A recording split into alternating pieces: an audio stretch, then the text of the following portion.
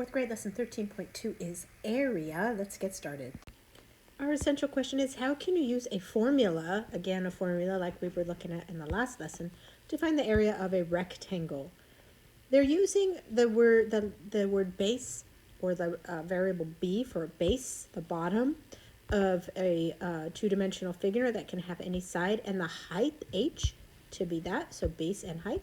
It is the measure of the perpendicular line segment from the base to the top.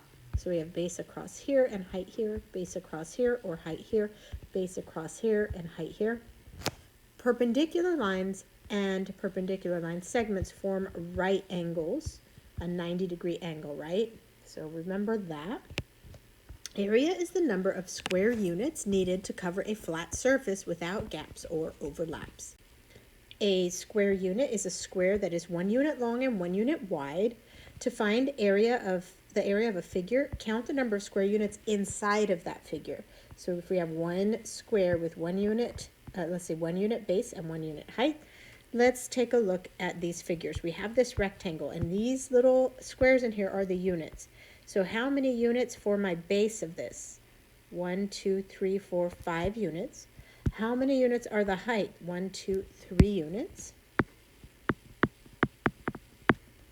And how many altogether? Area is a whole inside, like painting the floor. So how many total units are there? There's 1, 2, 3, 4, 5, 6, 7, 8, 9, 10, 11, 12, 13, 14, 15 units.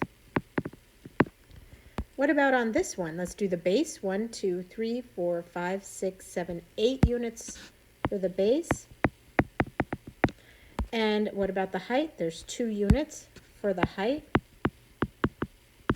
And how many are there for the whole area, the whole surface, like if we were painting the floor? 1, 2, 3, 4, 5, 6, 7, 8, 9, 10, 11, 12, 13, 14, 15, 16. Let's look at this one. What is the base on this one? It's 1, 2, 3 units. And what about the height? 1, 2, 3 units. And what is the area, the total amount here? 1, 2, 3, 4, 5, 6, 7, 8, 9 units. What relationship do we see among the base and the height and the area? Let's take a look. We had a 5 and a 3, and we ended up with 15. Here we had a base of 8 and a height of 2, and we ended up with 16. Here we had a base of 3 and a height of 3, and we ended up with 9. Maybe you're noticing that we multiplied the base and the height together. It will give us the area. 5 times 3 is 15. 8 times 2 is 16. 3 times 3 is 9. So if I multiply base times height, that's an H, sorry, it equals area. So if that's the case, they want me to write a formula for the area of the rectangle. Use the letter A for area, capital A for area. Use the letter B for base, and use the letter H for height. So my formula would be that my area is going to be found by multiplying my base times my height. Base times height. That's the formula I can use, because what I discovered over here is that if I multiply the base times the height, that will tell me everything that's inside the area. So now that we have the formula, we'll use the formula. We can use the formula to find the area. Area equals base times height. That's what we had discovered before. Base is here, height is here. And by the way, this is multiplication. So if we accidentally call this one base and this one height, remember the commutative property of multiplication says that's okay. You're still going to come up with the same answer. So you don't have to stress about that. Use a formula to find the area of a rectangle and a square. Okay, we know the area equals base times height. My base is 6. My height is 2. 6 times 2 is 12. The area is 12. My label was feet. But this was feet times feet, because we did base times height, feet times feet. That is feet to the second power. You'll talk more about powers next year, but basically to the second power means feet times feet in this case. Feet to the second power means feet times feet. Okay, let's look at B. Area equals base times height. Well, my base is 2, and my height is 2. and 2 times 2 is 4. So the area is 4 meters, and remember that was meters times meters, base times height, meters times meters, so meters squared, meters to the second power. Write a formula for the area of a square. Use the letter A for area, A for area, and use the letter S for the length of the side.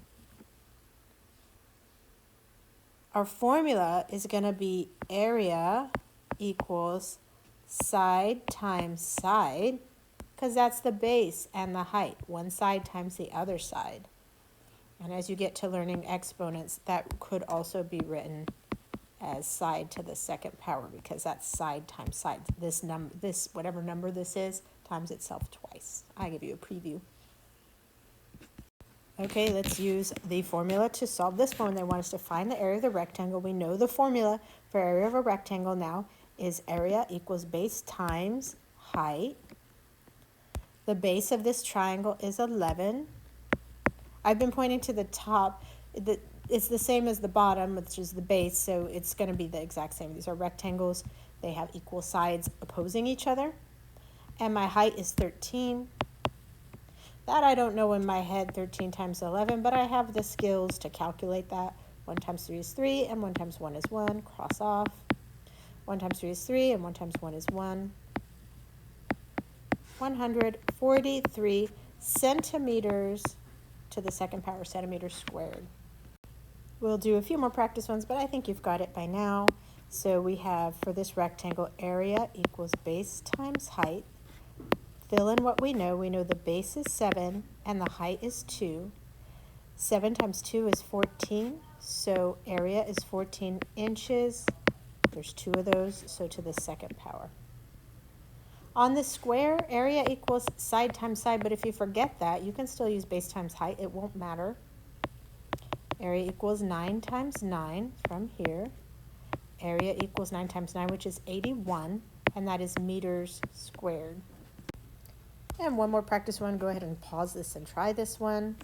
Okay, we have area equals base times height. I forgot the times in there. I got ahead of myself. Base times height. Fill in what we know. We know the base is 8 and the height is 14. Now calculate that. 8 times 4 is 32. 8 times 1 is 8. 9, 10, 11. 112 feet to the second power, or feet squared. And that's how you do these. I think you've probably got this okay. Go ahead and go into Think Central.